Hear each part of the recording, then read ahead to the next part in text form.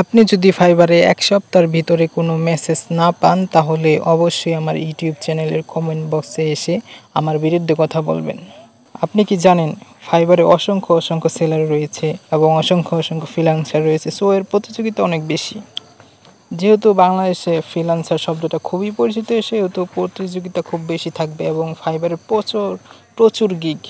So এত গিগের মাঝে আপনার গিগটা যে সবার ফার্স্টে থাকবে সেটার কোনো গ্যারান্টি নেই, এবং আপনাকেই যে বায়ার মেসেজ করবে, আপনাকেই যে অর্ডার দেবে এটারও কোনো গ্যারান্টি নেই। আর নতুন ফ্রিল্যান্সার বা অসংখ্য পুরানো সেলার ফ্রিল্যান্সার রয়েছে যারা গিগ কীভাবে এসইও করতে হয়, গিগকে কীভাবে সবার ফার্স্টে নিয়ে আসে সেটাই জানে না।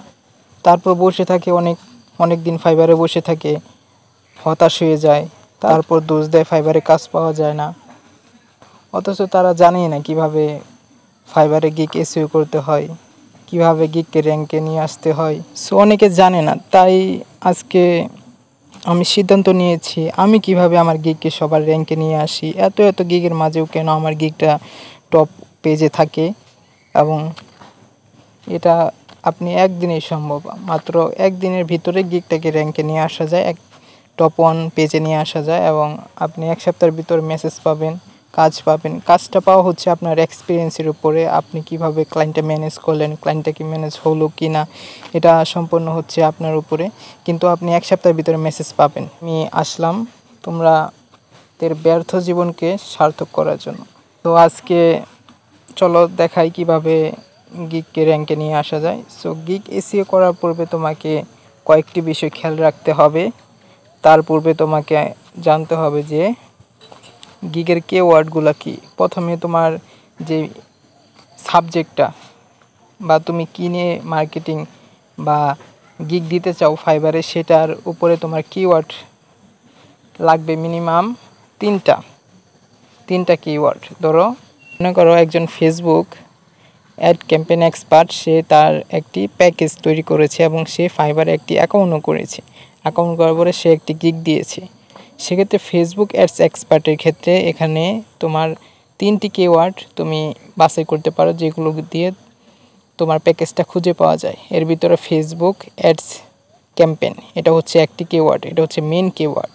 অ্যান্ড ফেসবুক অ্যাডের ক্ষেত্রে তোমার কী রয়েছে সেগুলো তো তোমাকে খুঁজে বের করতে হবে। এছাড়া তোমার ফেসবুক অ্যাডসে রয়েছে Instagram ads campaign, WhatsApp ads campaign, এই হচ্ছে 3টা মেন কিওয়ার্ড। এখন এই 3টা মেন কিওয়ার্ড এবং ফেসবুক অ্যাডস ক্যাম্পেইন কিওয়ার্ড, এটা সচরাচর সবাই ব্যবহার করছে। তুমি যদি এই সব গিগগুলো দেখো ফেসবুক অ্যাডস ক্যাম্পেইনের গিগে তুমি দেখতে পারবে এখানে অসংখ্য গিগ দেখাচ্ছে। আর যদি তুমি ইনস্টাগ্রাম অ্যাডস ক্যাম্পেইনে সার্চ করো, এখানেও দেখতে পারবে অসংখ্য গিগ দেখাচ্ছে। সো এখন যদি তুমি মেন কিওয়ার্ড দাও ফেসবুক অ্যাডস ক্যাম্পেইন এবং ইনস্টাগ্রাম অ্যাডস ক্যাম্পেইন, এখানে কিন্তু তোমার হিউজ প্রতিযোগিতা থাকবে। তোমার গিগটা যে সবার র্যাঙ্কে আসবে এটার কোনো গ্যারান্টি থাকবে না। সেক্ষেত্রে তুমি হতাশ হয়ে যাবে, তোমার গিগটা র্যাঙ্কে আসবে না। তুমি যতই ভালো গিগ খুলো, তোমার গিগ র্যাঙ্কে না আসলে তুমি ক্লায়েন্ট পাবে না, মেসেজ তুমি পাবে না। সেক্ষেত্রে তুমি হতাশ থাকবে। এখন কিভাবে তাহলে এসইও করা যায়? সো তোমাকে সেই কিওয়ার্ডগুলো খুঁজতে হবে যে কিওয়ার্ডগুলো তোমার অ্যাডস ক্যাম্পেইনের রিলেটেড বা অ্যাডস ক্যাম্পেইনের কিওয়ার্ডই, কিন্তু ক্লায়েন্ট ওইসব কিওয়ার্ড দিয়ে সার্চ করে এবং সেলাররা সেই কিওয়ার্ড তুলনামূলকভাবে ব্যবহার খুব কম করছে। যেমন ধরো তুমি ফেসবুক অ্যাডস ক্যাম্পেইন যেটা সার্চ দিয়েছিলে সেখানে তোমার অসংখ্য দেখাচ্ছে। যদি তুমি মেটা অ্যাডস ক্যাম্পেইনে সার্চ দাও সেখানে তোমার খুবই কম দেখাবে। তোমরা দেখতে পাবে মেটা অ্যাডস ক্যাম্পেইনে এখানে কিন্তু তুলনামূলকভাবে গিগ অনেক কম রয়েছে। সো গিগ কম রয়েছে মানে হচ্ছে প্রতিযোগিতা অনেক কম রয়েছে। এখন যদি তুমি মেটা অ্যাডস ক্যাম্পেইন দিয়ে একটি গিগ ক্রিয়েট করো, সেক্ষেত্রে এখানে তুলনামূলকভাবে তোমার গিগটা র্যাঙ্ক হওয়ার সম্ভাবনা অনেক বেশি থেকে যায়। আমরা রিলেটেড অন্য আরেকটি কিওয়ার্ড ইউজ করতে পারি, যেমন ফেসবুক অ্যাডস ক্যাম্পেইনের ভিতরে কী রয়েছে। যেমন অবজেক্টিভ রয়েছে তোমার leads, Facebook leads ad, Facebook call ad, and আরও অনেক অবজেক্ট রয়েছে যেগুলোর মাধ্যমে আমরা করতে পারি। যেমন ফেসবুক কনভারসেশন অ্যাডস, এবং ডেসক্রিপশনে চলে যাবে। সো একটি কিওয়ার্ড তুমি ডেসক্রিপশনে মিনিমাম 3 বার ব্যবহার করতে পারবে। এর বেশি ব্যবহার করলে সেটা তোমার যেই পলিসি আছে সেটা লঙ্ঘন হয়, 3বারের বেশি একটা আর্টিকেল বা কিছুতে তোমার ব্যবহার করলে সেটার পলিসি লঙ্ঘন হবে। এটা গুগল থেকে তারা 3বারের বেশি সাপোর্টেড করে না। সেক্ষেত্রে আমি রিকমেন্ডেড করব তুমি ডেসক্রিপশনে 3বার ব্যবহার করবে কিওয়ার্ড এবং টাইটেলে করবে একবার।